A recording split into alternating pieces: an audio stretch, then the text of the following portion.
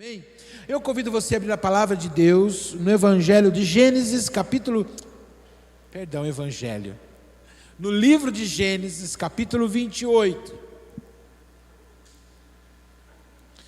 Gênesis 28, verso de número 10. Gênesis 28, 10.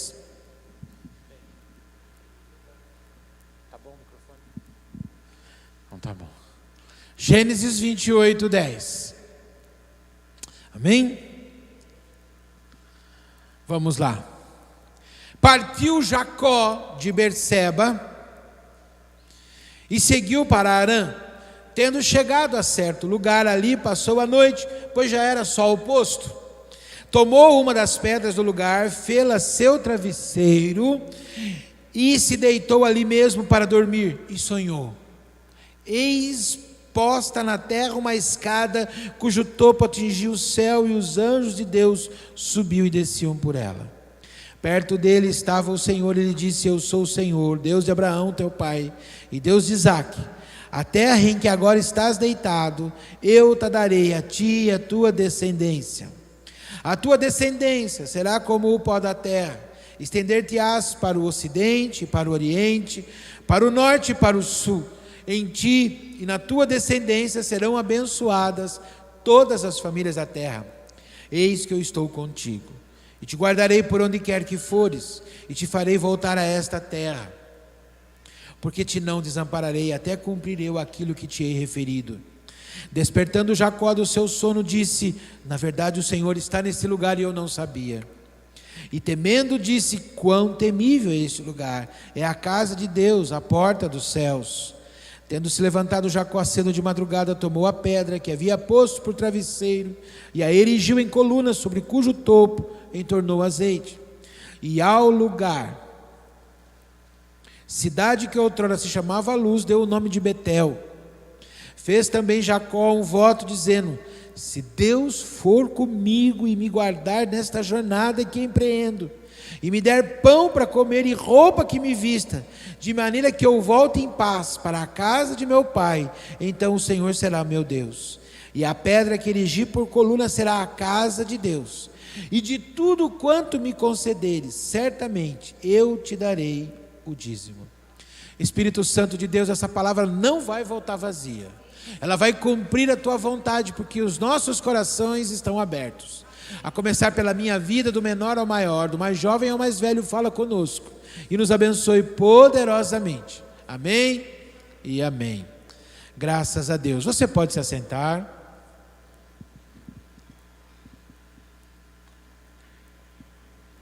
Hoje nós estamos 1º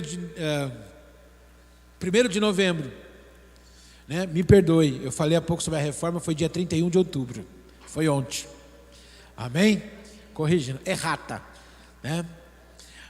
Vamos lá agora. Hoje, dia 1º de novembro, nós estamos iniciando uma nova campanha. É uma campanha que eu acho que abençoa muito a vida das pessoas.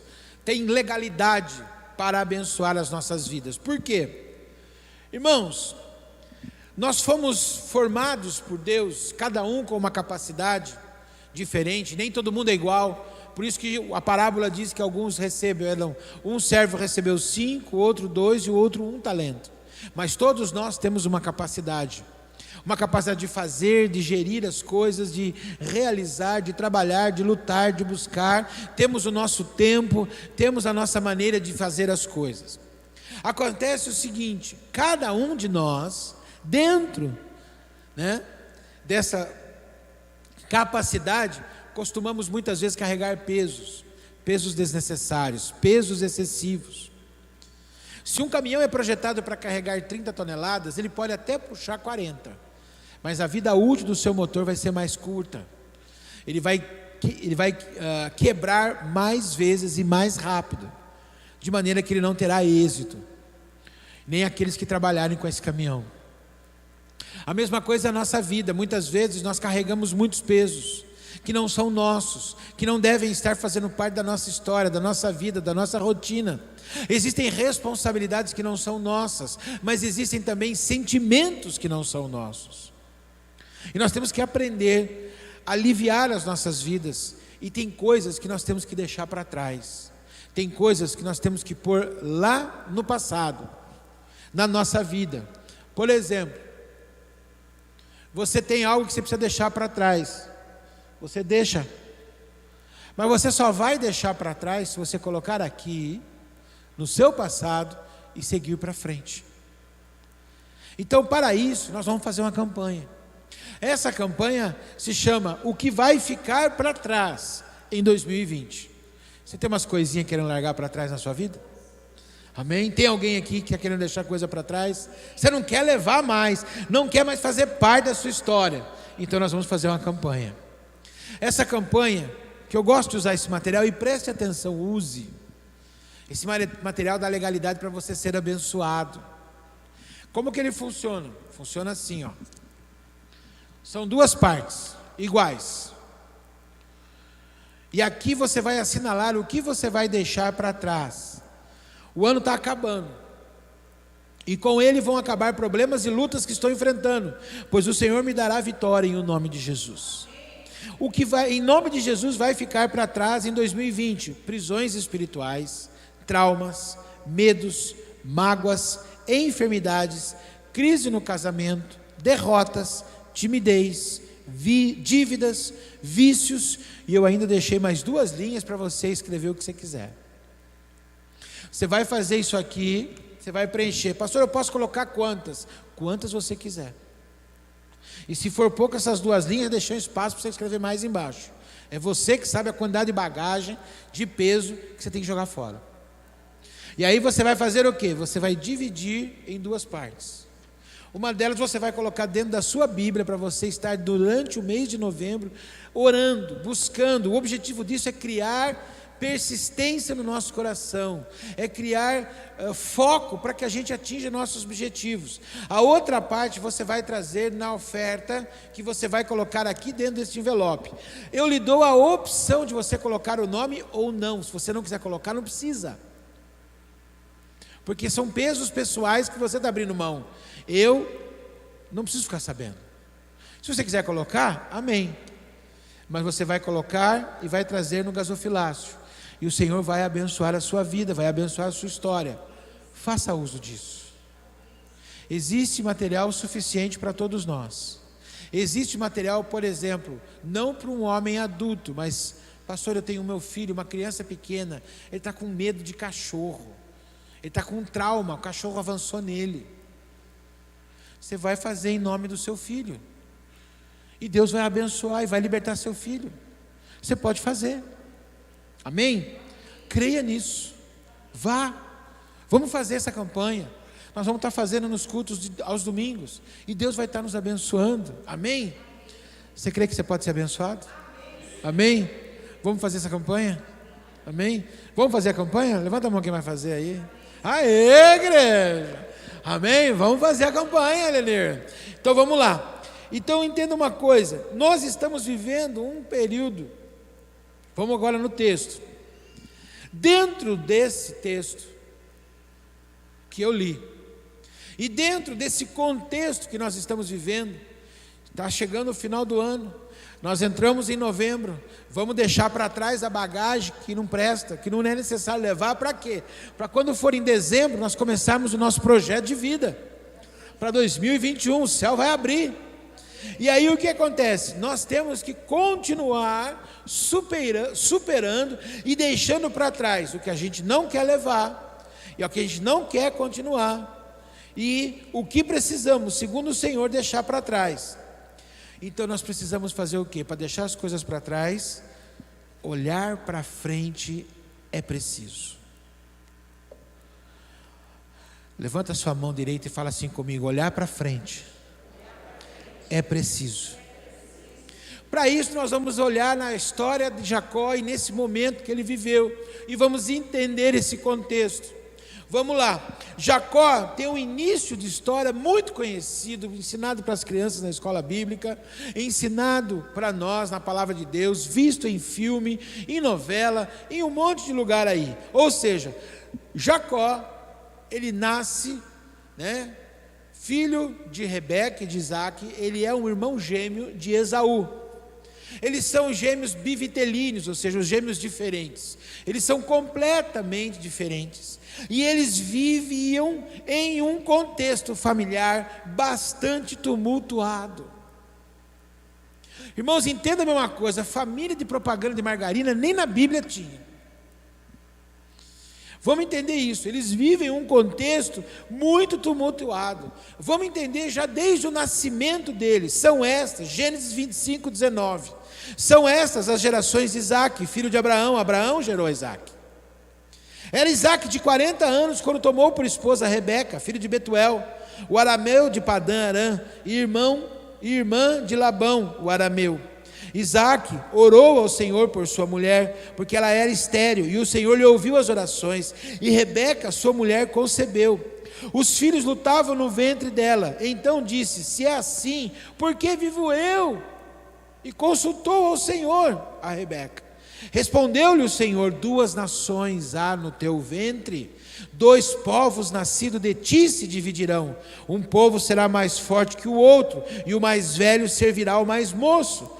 Cumpridos os dias para que desse à luz, eis que se achavam gêmeos no seu ventre. Saiu o primeiro, ruivo, todo revestido de pelo, por isso lhe chamaram Esaú. Depois nasceu o irmão, que segurava com a mão o calcanhar de Esaú, por isso lhe chamaram Jacó. Era Isaque de 60 anos quando Rebeca lhes deu à luz. Havia uma promessa sobre a vida de Isaque.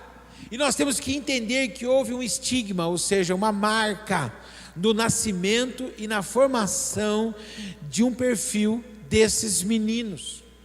E isso é muito sério, porque você pode levar para a tua vida, para a tua história, e descobrir que a sua família às vezes não é exceção, mas que Deus já tratava com pessoas como você e como eu, para que a bagagem seja aliviada e nós possamos seguir em frente e ser abençoados. Vamos entender isso. Esses meninos, um deles é detentor de uma promessa, o mais novo. A mãe guarda isso no coração. Rebeca guardou no coração que Deus ia fazer algo diferente. Não seria o mais velho, mas o mais novo. E aí a forma do parto gera, o nome deles. Esaú significa vermelho, por ser revestido de uma penugem, de pelos vermelhos. É um fenômeno raro, mas que acontece. Mas o pai achou aquele menino lindo, aquele menino bonito, macho, peludo, forte. Era o preferido dele. Nós vamos ver na história. Jacó, chamado, significa suplantador, por segurar o calcanhar do irmão, ou seja, aquele que se aproveita de uma oportunidade. Aquele que faz uso de uma situação a seu favor quando não deveria. E aí então o que acontece? Começa-se a divisão dentro da casa, gerada pelos próprios pais. Muitas vezes isso acontece nas famílias, não por maldade, nem por malignidade, mas por ignorância espiritual. Talvez não tenha o privilégio de ter nascido numa família onde os pais já se casaram na presença de um Deus vivo e são ensinados como criar os filhos, que tem a palavra para orientar essas crianças, para trabalhar essas crianças. E aí o que acontece? Nós vemos esses pais trabalhando os seus filhos de uma maneira muitas vezes errada. E aí nós começamos a entender isso, vamos entender isso na parte do Isaque. A aparência máscula do filho mais velho, mais robusto talvez, faz com que o pai se agrade mais dele. E aí nós temos que entender uma coisa: quem é esse pai? Quem é esse Isaque? Filho de Abraão, amém? Todo mundo sabe, mas vamos entender o perfil dele. Isaque nasce quando Abraão já tinha tido Ismael com a escrava Agar. Quando o menino faz 4 anos, ele é desmamado. E aí o que acontece, Will? Numa festa que o pai faz para o filho, pelo desmame, o irmão mais velho, molecão, 13, 14 anos, 15, zoa, brinca com o irmãozinho. A mãe do Isaque toma a dor do filho. e fala para o pai: manda esse rapaz com a mãe dele embora. Muito condoído, muito dolorido, o que Abraão faz? Deus diz para ele: ouve a tua mulher, porque a minha promessa está sobre Sara. Entenda bem isso, Deus estava formando uma linhagem. Deus não amou mais uma pessoa do que a outra, são propósitos diferentes. O projeto original de Deus sempre foi, você vê desde Gênesis 12, Sara seria a mãe da nação. Mas no meio do caminho, Sara manda a escrava ter um filho com o seu marido. Gera-se Ismael. Cria-se esse contexto familiar. Deus fala para ele assim: eu vou guardar o menino, eu vou cuidar dele sairão também nações, são os povos árabes de hoje. Eu vou abençoar essa criança, mas o meu tratamento, Deus precisava de uma semente, de uma nação, de um povo único, para que dele viesse o unigênito do Pai, o Salvador, que é Jesus. Então o foco de Deus era Isaac. Deus fala: eu vou guardar, eu vou abençoar Ismael, pode levar, pode deixar Agar ir embora, mas cuida do Isaac. E aí o que acontece? Deus fala isso, Abraão faz, mas como eu e você, seres humanos, o que esse homem faz? Ele mima essa criança, filho único. Ele passa a fazer todas as vontades. Esse Isaac sofre, por quê? Criança, irmãos, entenda bem isso. Criança, você briga com os irmãos, briga hoje, amanhã, dali meia hora estão se beijando. Dali meia hora estão brincando. Aquilo passa. Ela se recupera rápido daquele sentimento. No dia seguinte, esse menino, e todo menino pequeno, de 3, 4 anos, que tem um irmão 10 anos mais velho, esse irmão é um super-herói para ele. É o amigão. Imagina a cabeça do Isaac, 4 anos, cadê Ismael? Cadê Ismael? Ismael foi embora, por quê? Seu pai mandou embora. Bota isso na cabeça de uma criança. Meu pai mandou meu irmão embora, ele pode me mandar embora também. Isso cria uma insegurança na cabeça dessa criança. O pai então compensa essa insegurança de que maneira? Fazendo todas as vontades. Abraão provavelmente criou o mesmo problema que muitos pais criam, que eu já ouvi, até dentro da minha família. E você já deve ter ou dito ou ouvido de gente de perto: meu filho não vai sofrer. Que isso? Vai sofrer. Ele vai aprender a andar e vai cair, vai formar uns galos na cabeça quando estiver aprendendo a andar, né, pastora? Forma galo. Vai ralar o joelho. Vai ter dor de dente, porque vai nascer os dentes. Os dentes vão cair. Ele vai ter febre, resfriado, gripe, dor de barriga. Ele vai ter, ou ela terá, desilusão amorosa. Por isso que tem muito jovem hoje, muito adolescente se drogando, se suicidando, tentando suicídio com facilidade. Por quê? Porque não sabe lidar com perda. Por quê? Porque é de uma geração que tudo está à mão, fast, online. Nada custa, nada é distante, nada é longe, nada tem que esperar. Entenda bem isso. E aí quando não, ele vê as desigualdades, porque fulano tem e eu não tenho, aí ele quer. E aí cria-se problemas, cria-se frustrações, não sabe lidar com perda, não sabe lidar com desilusão. Cria-se um contexto de ter uma bagagem muito grande sobre as costas. E aí quando começa a crescer e ter as emoções em que as coisas não são como ele quer, gosto muito de você, meu amigo, mas você é meu amigo, eu não vou ser sua namorada nunca. Pronto, o cara quer se matar. Porque com 15 anos a moça falou que não quer namorar com ele. Não é por aí. Faz parte da vida. Desilusões, decepções fazem parte do formato de fortalecimento da nossa natureza. Faz parte da nossa história, é necessário. E aí você tem um Isaac todo guardado, protegido, blindado, com tudo à sua mão. Por isso que você vê na história da Bíblia, dos 3 patriarcas, Abraão, Isaac e Jacó, Você vê o Isaac como que sendo um patriarca de transição. As maiores histórias do Velho Testamento, aliás, de Gênesis, dos patriarcas, são concentradas na mão de Abraão e na mão de Jacó. Isaac é meio que uma transição. Havia uma certa timidez nele. E qual que é o problema que acontece aqui? Esse homem se torna pai de gêmeos. E o que ele faz? Como é que é o negócio? A gente repete para não lembrar. O que Isaac fez? Foi cuidar de um filho só. Ele foi cuidado de um só. Ele foi cuidado sozinho. Ele tinha um irmão que foi mandado embora. Ele então faz o quê? Repete o que o pai dele fez, sem perceber. Imagina a cena, Lucinha. Isaac sai na porta da tenda e fala: Esaú, vamos caçar com o pai. O Jacózinho vai lá pegar o arquinho dele. Fica aí com a sua mãe. Muitas vezes os pais fazem separação entre os filhos, fazem distinção entre os filhos. Talvez você tenha sido vítima disso. Talvez você tenha sido o Jacó da sua casa.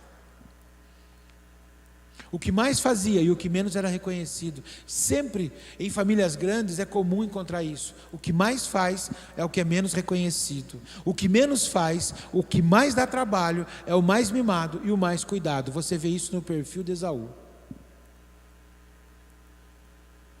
Esaú sai para caçar, trabalhar que era bom. Quem cuidava do rebanho? Jacó. Jacó cuidava do rebanho, Jacó cuidava das coisas, Jacó fazia o que tinha que ser feito, Jacó cuidava do patrimônio do pai. E Esaú, dando flechada por aí. Ele era o boy da época, irmãos. E aí o que ele fazia?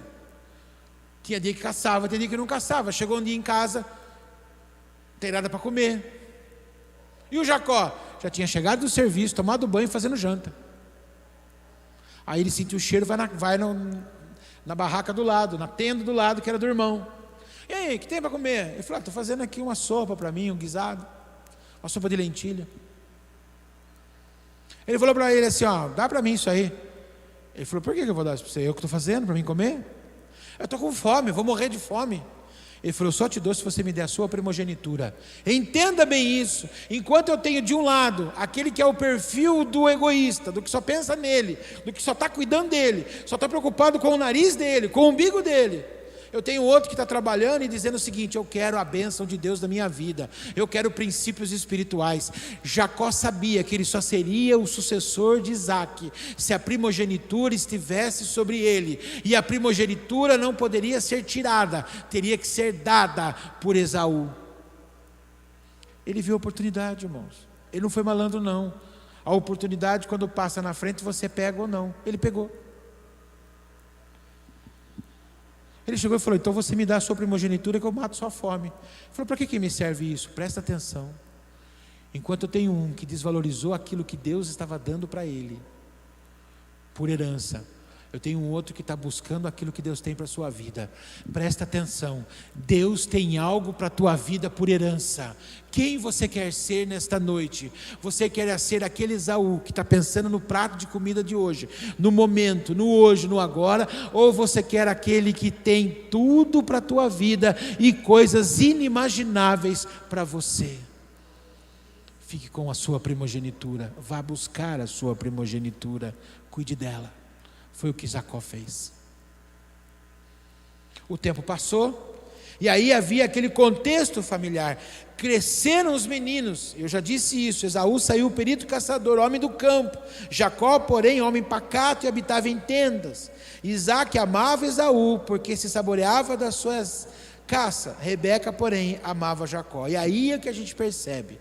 Enquanto o pai dá preferência para um, o que a mãe faz? A mãe dá o contrapeso. A mãe fica cuidando do mais novo. Por quê? Primeiro, porque a mãe Deus tinha dito para ela, o mais novo, que não era o mais novo, que nasceu depois, né? Nasceu no mesmo dia, mas um atrás do outro. O que nasceu atrás é que seria o herdeiro. Então aí você vê Sara vendo Rebeca, vendo o desprezo do Isaac para com Jacó, ela vai cobrir o filho. Ela começa a trazer para perto. E quem era Rebeca? Rebeca era filha de Labão. Rebeca vinha de uma origem pagã. Ela conhecia o Deus vivo agora. Mas aí ela velha a natureza nos instintos dela. O amor de mãe falou mais alto e ela ensina Isaac ao momento de passar a perna no irmão. Quando Isaac chama Esaú e diz: vai, prepara uma caça porque eu vou te abençoar. Ela sabia que agora era a hora de receber de Deus, pela boca do pai, todas as promessas que Deus tinha para a casa de Abraão, na vida do filho. Ela vê Esaú sair, ela corre: Jacó, prepara uma ovelha, que eu vou fazer uma comida para o seu pai, conforme ele gosta, conforme Esaú faz, e ele vai abençoar vocês. Você conhece a história? Ele coloca os pelos em volta do corpo, e aí então Isaac já está idoso, cego, abençoa Jacó. Por quê? Porque quando nós limitamos Deus, não somos sensíveis e fechamos a questão em cima das nossas vontades, das nossas preferências, nós ficamos cegos. Por isso que Isaac não conseguiu perceber que era um pelo de carneiro. Ele ficou cego pela sua predileção. Tome cuidado, irmãos. Deus sempre tem coisas novas e inesperadas para a gente. Se prepare. Às vezes aquilo que não é acaba sendo. O que você não esperava é o que acaba acontecendo, e você se surpreende de maneira favorável. Mas Isaac não teve isso. Isaac fez por instinto. Entenda bem uma coisa. Isso gera nos irmãos uma diferença muito grande. E aí o que acontece? Deus usa de uma situação. Qual é a situação? Irmãos separados, por um contexto de família.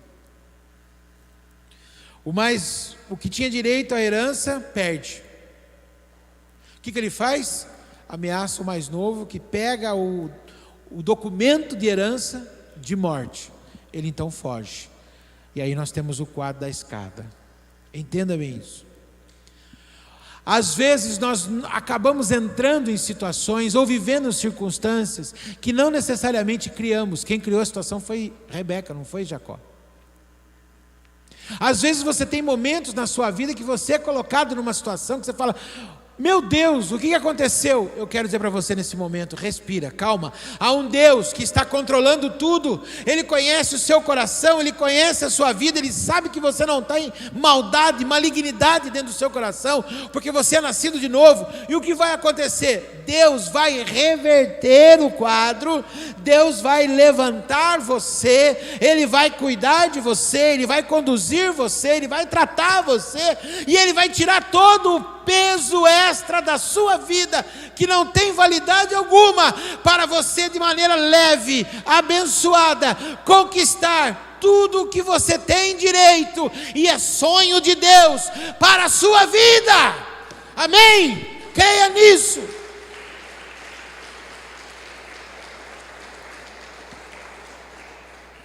Deus então aproveita a situação. Rebeca chega para Jacó e fala: você vai para Ur, para a casa do meu irmão. No meio do caminho, ele então sai de Berseba. Presta atenção, ele sai de Berseba. Berseba significa poço do juramento. Foi aonde Abraão fez uma aliança com Abimeleque para ter paz. Quer dizer, Jacó morava num lugar que chamava poço do juramento, lugar de paz. Belo lugar de paz, né, irmãos? Olha o problema que tinha nessa casa. O que eu aprendo com isso? Deus não quer que eu viva de aparência, Deus quer que eu viva de essência. Amém? Nossa, essa é boa, não, Dani? Deus não quer que eu viva de aparência, Deus quer que eu viva de essência. A essência de Deus é a verdade. Irmãos, tem problema lá em casa? Vai tratar. Tem dificuldade lá em casa? Vai enfrentar. Tem pendências lá em casa? Vai resolver. Tem coisas no coração? Põe para fora. Não encobre. Não põe para esconder embaixo do tapete. Por quê? Vai dar problema lá na frente. Se a Sara tivesse tido tino, sabedoria e jeito, ela tinha tratado esses meninos diferente. Ela tinha feito de uma outra maneira. Mas faltou. Então, que Deus nos dê sabedoria para cuidar das nossas famílias, segundo a vontade e o padrão de Deus. Amém? E aí então ele sai de lá e vai para Ur, que é o ponto de partida de Abraão. Ele vai para o ponto de começo, da onde Deus tirou Abraão. É lá que ele vai ser tratado, mas no caminho tem um lugar chamado Arã, que significa estrada. Deus te coloca numa estrada, num caminho. Este é o caminho, ande nele. A vontade de Deus chama-se caminho na nossa vida. Só que no meio desse caminho existe um lugar chamado inicialmente Luz. Era uma cidade chamada Luz, onde Jacó, cansado da viagem, pega uma pedra e faz de travesseiro. E aí eu começo a ver o processo que Deus dá início na minha vida, em que eu aprendo a deixar coisas para trás, porque eu preciso caminhar à frente. Deitar a cabeça sobre a rocha não é agradável, mas é necessário. Quando eu entendo que a minha rocha é Cristo, e eu digo: Senhor, leva cativa a minha mente, leva cativa os meus pensamentos, noções, intenções e ações. Que eu declare: não mais eu, mas Cristo vive em mim. As coisas velhas ficaram para trás, tudo se fez novo. Para a liberdade foi que Cristo me libertou. E a paz, que excede todo entendimento, é o árbitro do meu coração. Quando eu creio nesses princípios, profetizo e descanso no meu Deus, se prepara, porque é o que você vai viver em 2021. Os céus se abrem e a escada de Deus toca o chão na cabeceira da tua cama. Está preparado para isso? A escada de Deus é que toca o chão. Não é você que põe escada para subir. Você descansa no Senhor. Esperei confiantemente pelo Senhor, Ele se inclinou e ouviu o meu clamor. O que acontece? O que é a escada de Deus tocar o chão? A boa mão do Senhor se estende sobre a sua vida. Ao se estender sobre a sua vida, a escada, quando toca o chão, significa: traga suas questões a mim, clama a mim, e responder-te-ei coisas grandes e novas que você não sabe. Deus estabelece um canal de comunhão, de comunicação conosco. Entenda bem isso. O link do céu é linkado no seu coração. E aí, detalhe, a comunicação é firme. A comunicação é persistente. E qual é o resultado disso? Os anjos descem e os anjos sobem. Ou seja, eu vou até ler de novo, para não perder a ordem dos fatores. Eu quero ler isso aí. Eis posta na terra uma escada cujo topo atingia os céus, e os anjos de Deus subiam e desciam. Presta atenção.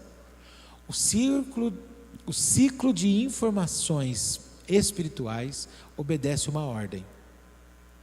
Presta atenção.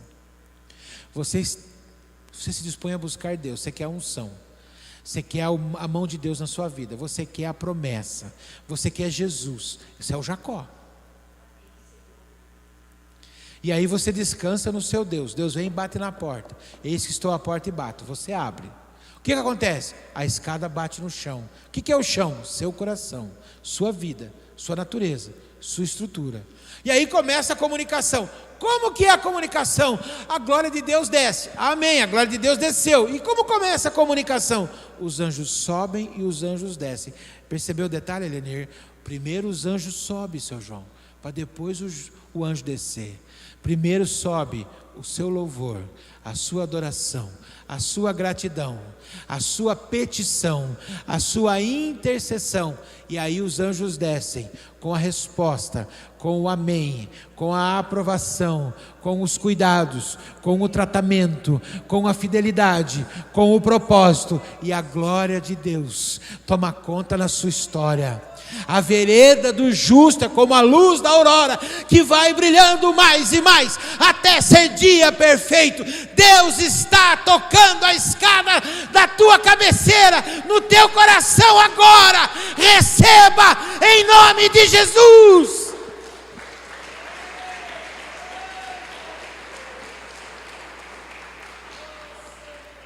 Receba. E aí vem o resultado. Meu Deus, eu acordei aqui, o Jacó, imagina o Jacó falando sozinho. Você não fala sozinho nem Jacó, era com Deus. Jacó acorda e fala: meu Deus, esse não é outro lugar. Quando eu chego para a luz da palavra, que o nome da cidade era Luz, quando eu chego para a luz da rocha que é Cristo, eu paro em Betel, casa de Deus. A presença, a casa de Deus, Betel, aqui é a casa de Deus, é a igreja. O lugar que você ora na tua casa é a casa de Deus. O lugar que você busca a presença do Senhor é a tua Betel. O seu coração é Betel. E aí o que acontece? Ele fala: eu estou na presença de Deus, essa é a casa de Deus. E Deus é um Deus de promessa. Eu gosto de cantar essa música. Deus de promessa, Deus de aliança. Deus é um Deus de promessa. Ele promete para cumprir, Ele promete para dizer: eu vou fazer, eu vou realizar. Ou seja, o Senhor tem uma promessa. Jacó entende o quê? E é lindo o que Jacó fala: se Deus for comigo e me guardar nesta jornada que eu empreendo, e me der pão para comer e roupa que me vista, de maneira que eu volte em paz para a casa de meu pai. Presta atenção. Deus, o Senhor tem uma promessa. O Senhor está dizendo que essa terra é minha. O Senhor está dizendo que esse lugar aqui é a herança que o Senhor está me dando, conforme o Senhor selou agora o que eu mais desejava, a promessa de Abraão. Só que eu não posso ficar aqui agora. Eu estou indo para Ur. Ele estava indo para o tratamento, para o processo. Deus tem um tratamento, Deus tem um processo, Deus tem uma capacitação na nossa vida, para que a gente seja apto para resistir, para conquistar e viver o que Deus tem para as nossas vidas. Esse processo passa por deixar pesos, traumas. Nessa noite, aqui, nessa madrugada, Jacó liberou o perdão sobre Isaac, sobre Sara, sobre Rebeca, aliás, e sobre Esaú. Então ele já estava pronto para voltar. No coração dele estava limpo, sem peso. Mas ele falou: eu preciso seguir em frente e cumprir o propósito. O propósito é eu me preparar para voltar. Deus, se o Senhor me sustentar, e tudo que o Senhor me der lá, primeiro, se o Senhor me sustentar com pão, com vestimenta, com água, com sustento, com fé, o Senhor vai ser o meu Deus. E tudo que o Senhor me der, eu lhe trarei o dízimo, oferta, gratidão. Dízimo é bênção, é fidelidade, é gratidão. Eu vou te entregar. Esse moço estava indo, achando talvez que ia ganhar algum trocado e que dali uns meses ele voltaria para casa. Ele fica 25 anos na casa de Labão. Ele volta para casa, para a terra dele, porque esses 25 anos foi o período que Deus o estruturou. Lhe deu 4 esposas, 11 filhos. Foi o tempo que Deus o capacitou, ensinou ele a fazer coisas no trabalho com o rebanho. Que Deus o abençoou, ele se tornou mais rico como empregado de Labão do que como Esaú. Por quê? Que ele ficou mais rico do que as riquezas que Esaú tinha herdado, cuidava da casa de Isaac. Simples. O que o senhor me der, eu vou dar o dízimo. Deus falou: opa, tem que abençoar esse moço, fazer prova dele, se ele vai fazer prova de mim. E Deus foi bem sucedido no seu investimento. Por quê? Porque ele queimou incenso, ele queimou o sacrifício, ele agradou a Deus com os seus dízimos. E aí qual foi o resultado? Cresceu, multiplicou, prosperou e voltou. Quando ele volta, com mais de 60 anos agora, ele encontra um irmão que também foi tratado, também foi quebrantado. Um irmão que já o perdoa, que de longe o vê, o reconhece, o abraça, o beija e diz: está tudo bem, não há nada mais contra você.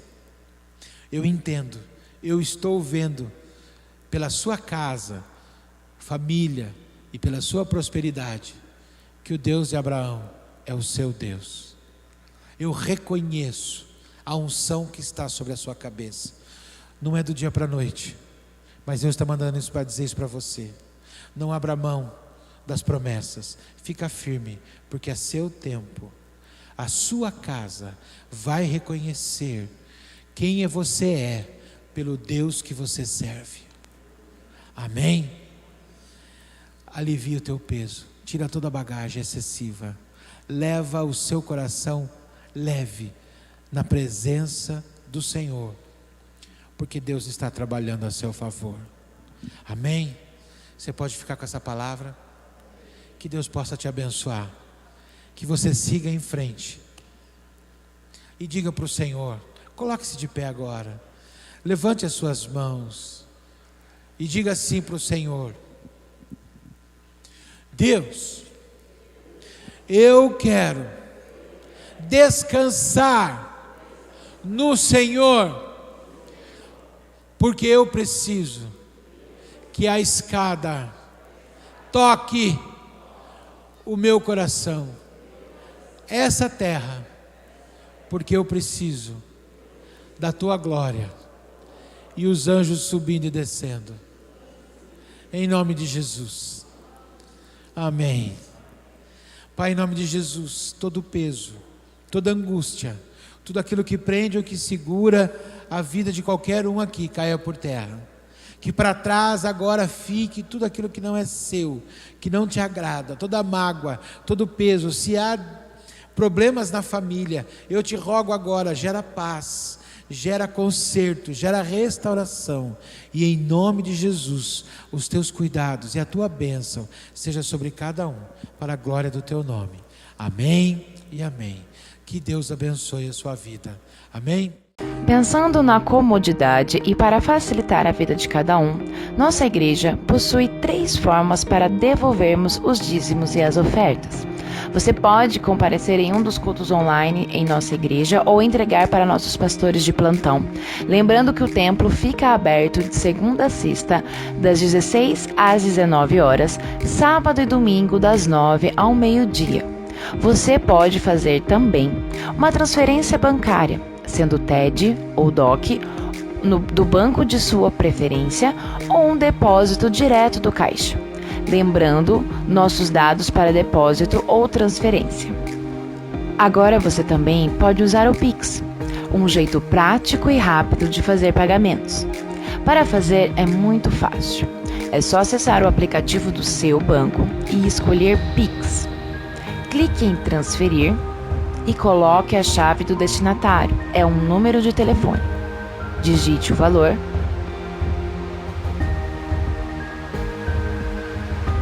Confirme os dados da conta e clique em confirmar transferência. Pronto, transferência realizada com sucesso. A palavra de Deus diz em Malaquias 3:10: tragam o dízimo todo ao depósito do templo, para que haja alimento em minha casa, Ponham-me à prova, diz o Senhor dos Exércitos, e vejam se não vou abrir as comportas dos céus e derramar sobre vocês tantas bênçãos que não terão onde guardá-las. Esta é a nossa igreja. Não importa onde estivermos, estaremos sempre conectados. Que Deus te abençoe.